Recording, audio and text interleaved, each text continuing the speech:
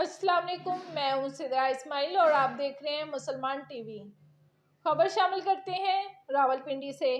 ماضی میں نون لیگ کی حکومت کو اگر بار بار ڈی ریل نہ کیا جاتا تو آج پاکستان ترقی یافتہ ممالک کی صف میں کھڑا نظر آتا۔ میاں محمد نواز شریف کے ادوار میں ہونے والے ترقیاتی کام ان کی سیاسی بصیرت اور پاکستانی عوام کی خیر خواہی کا منہ بولتا ثبوت ہے۔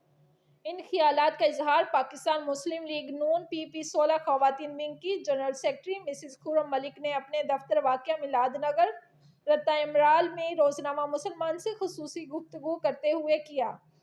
مولانا فضل الرحمان سے ہونے والی میاں برادران کی ملاقات کے حوالے سے ایک سوال کے جواب میں انہوں نے کہا کہ سیاست میں مذاکرات کے دروازے کبھی بند نہیں ہوتے اور قائد نون لیگ میاں نواز شریف کا ویژن ہے کہ پاکستان کی تعمیر و ترقی کے لیے تمام ان جماعتوں کو ساتھ لے کر چلا جائے جو حقیقی معنوں میں پاکستان کی خیر خواہ ہیں۔